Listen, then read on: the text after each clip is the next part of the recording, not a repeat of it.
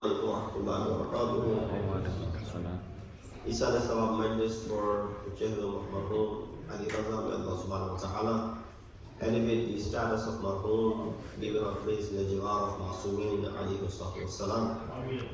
And we ask Allah subhanahu wa ta'ala to continue to provide sabr and solace to the bereaved family for the loss that they have suffered.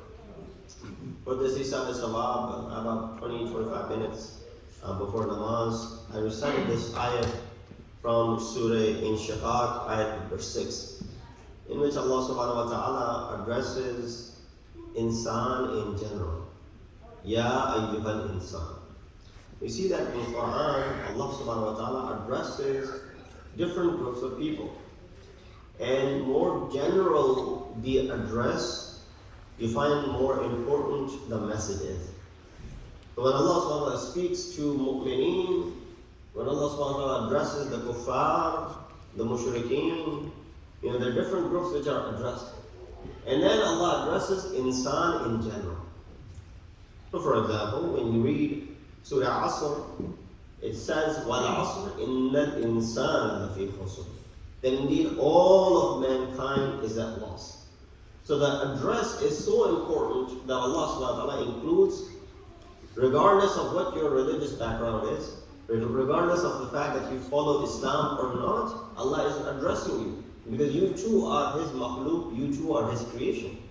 And therefore this again is another proof that this book is guidance, provides guidance, and can be utilized by anyone who wants to seek knowledge from it. And it's not limited to just those who are subscribers of this religion called Islam. So this ayat, very quickly, I don't have a great deal of time, says, "O man, you are striving unto your Lord and you will meet Him."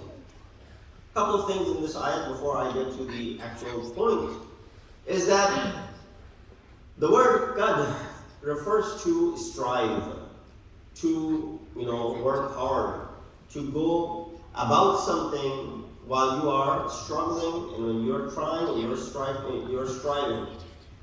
And then the later part of the ayah says that you are striving and you're traveling toward Allah subhanahu wa ta'ala, فَمُلَاقِيهِ, and you will meet Him.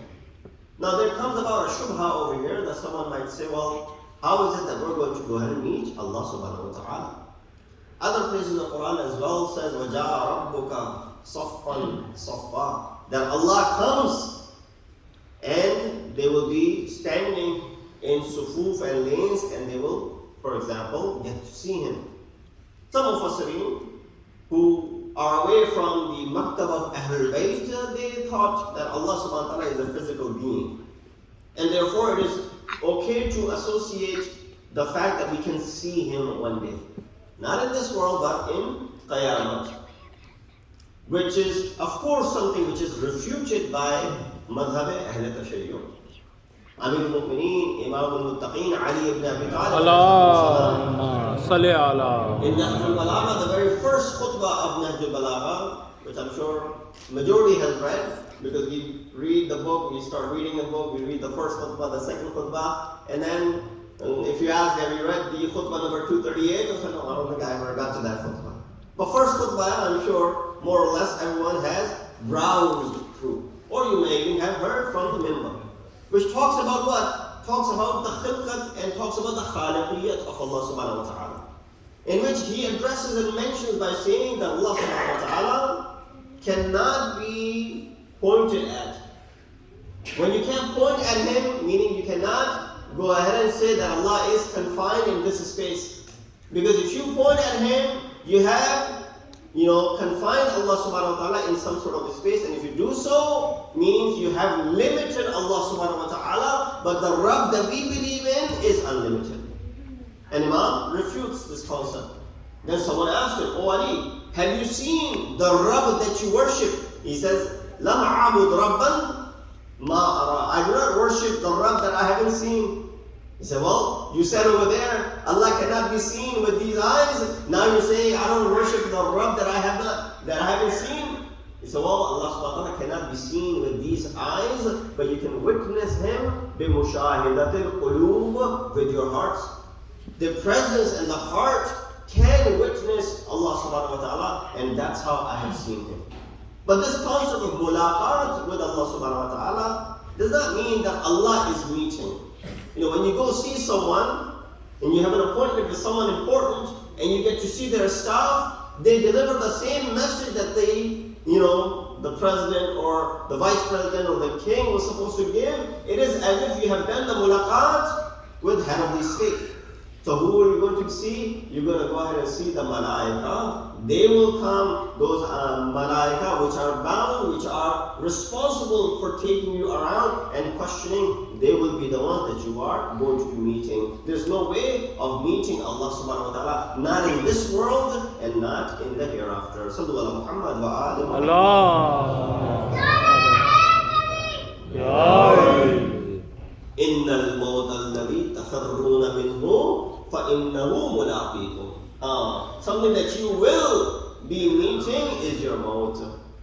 That which you are running away from all your life. Look at this ayat of Surah Jumu'ah that we recite every Friday. إِنَّ الْمَوْتَ الَّذِي تَفِرُّونَ مِنْهُ.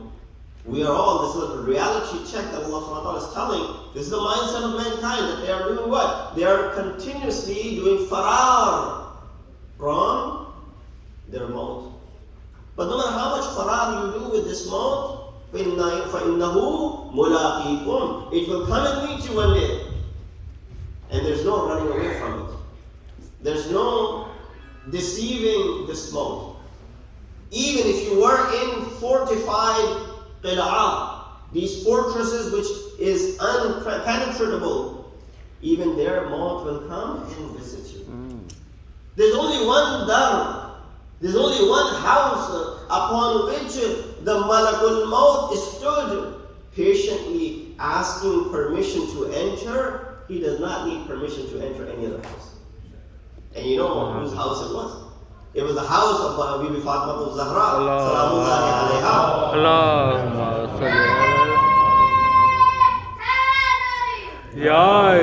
It was her house where, when Rasulullah was taking his last few breaths, that someone knocks on the door. And you know the story.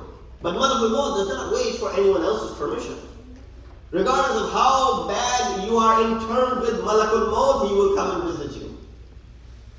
And therefore we find that indeed the time is of essence. What I wanted to talk about in this brief time that I have is the importance of time, actually. That how important this time is and how we squander this time.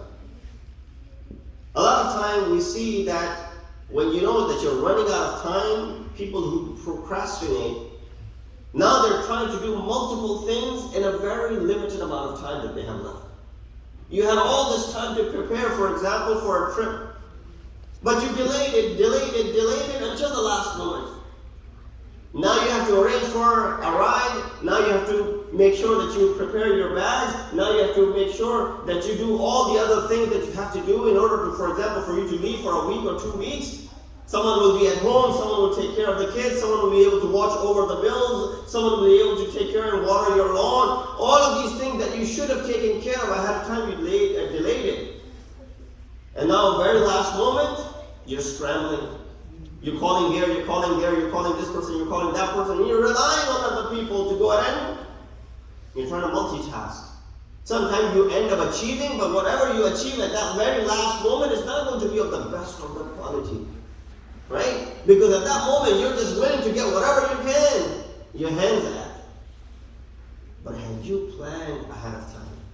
Had you started planning when you had this moment with you, you would go ahead and do the best of the planning. Meaning you'll take care of all the things that you need to take care of in the best possible way. Because you gave yourself some time. The fact that you delayed it and you procrastinated, you end up doing what? You end up making blunders. We have all this time in our hands.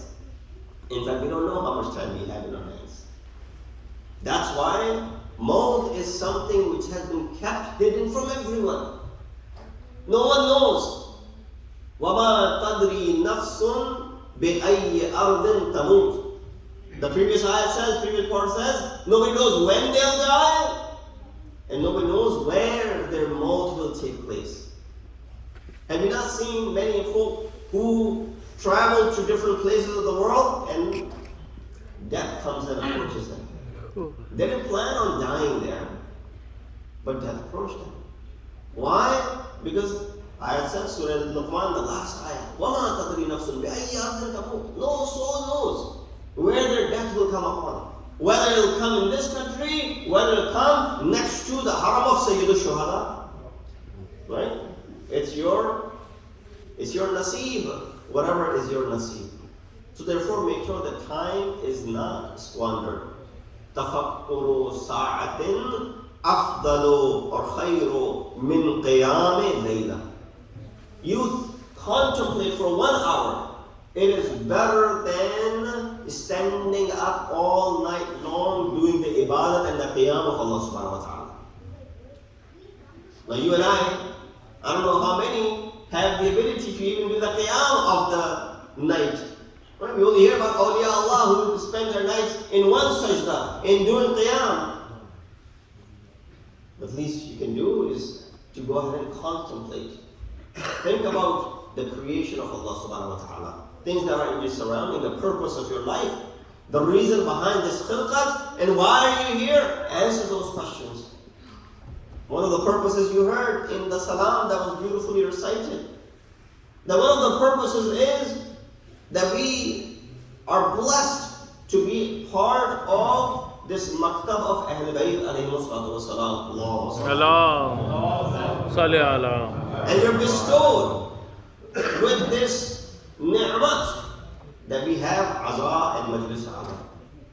This is an institution that is given to us, provided to us, that no one else has. How do we use this institution? Have we been utilizing it properly? Have we gained what we should have gained out of this institution?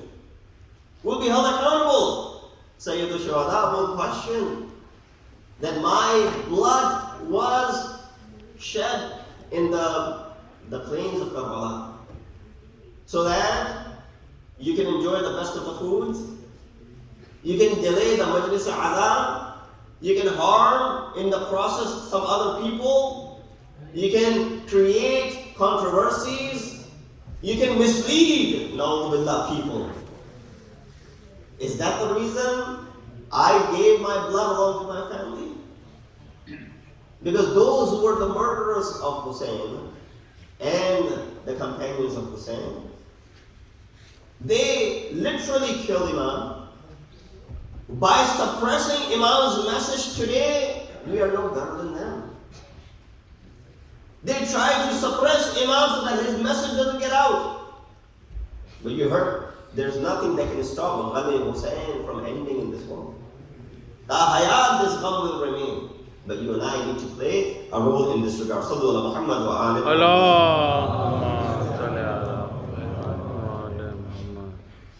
Again, of course, time is of essence, and I did not realize that I did not have that great a deal of time. So I'm trying to wrap up things, a few things that I wanted to definitely get it out to the youngsters who are sitting here. This man, for whose majlis we are sitting here, a person who you would say and reflect that, it was too early for him to leave this world, right? You can understand when a person leaves at the age of 80, 90, 100. But someone who leaves this early, sometimes you question, and sometimes you try to wrap your head around it as to how is it possible for someone to leave this early. And when they do, it should be a means for you to go ahead and ponder and contemplate. All the things that we subscribe in our life. One of the things that Allah has given to us is this life. And we don't use this life properly. I'll give you an example. Imagine you rent a house. You rent a villa. All these places that you can rent to stay. Or the subscriptions that you may have for different things and different services. But if you don't use that, for example, you rented a house, but you don't use it. What is someone going to tell you? Why do you even pay for that? If you're not using it, what's the worth of keeping it? You rented Airbnb and you didn't go. You're just keeping it. Or maybe one day I'll go. Is it really smart? It's so available. You can rent it whenever you want.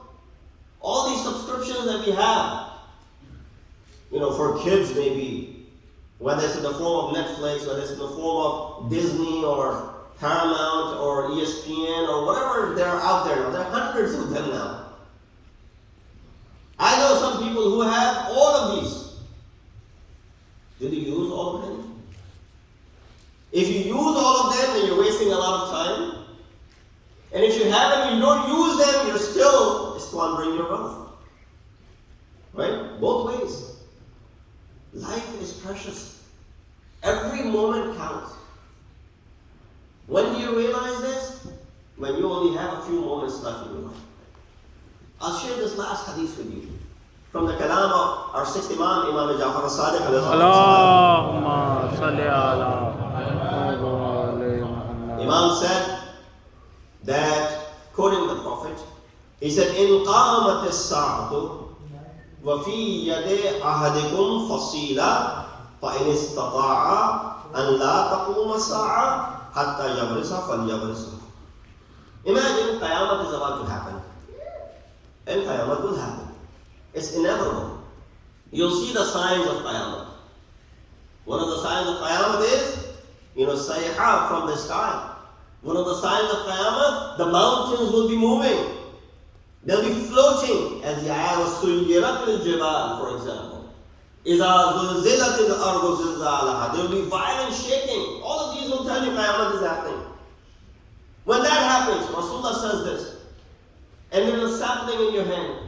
आपके हाथ में कोई कली है, कोई आपके हाथ में पौधा है. There's sapling in your hand, and Qiyamah is about to happen. You're seeing the signs of Qiyamah. Ravaya says, if you have enough time to go ahead and plant it on the ground, go ahead and do so. Even though Qiyamah is on the horizon. You have enough time to go ahead and plant the seed, go ahead and plant it. Don't squander your time. Time is of essence. That's how important time is. That even if Qiyamah is taking place and you can plant a tree, go ahead and plant the tree. Don't waste your time. Don't squander the time. Because when the time is crunch, only then it starts to scramble. As I said, you had time to plan for your life, you had time to plan for your death, and it approached you and hit you so hard that you didn't even realize it's upon you. That's why when we look at the example of those who gave their lives in Karbala, they prepared themselves. They didn't walk into this blindfolded. They knew what was ahead of them. They were well aware of it. Imam Hussein knows which land he will die. Imam Hussein knows the sand of Karbala. Imam shows it to the people as well. He's going with preparation. And when you go with preparation, to go ahead and sacrifice yourself is a huge difference. Amir al-Mu'mineen knows that if he sleeps on the bed of Rasulullah, his life is in danger. So be it. I can attain the pleasure of Allah subhanahu wa ta'ala. Why is Imam Hussein doing all of this?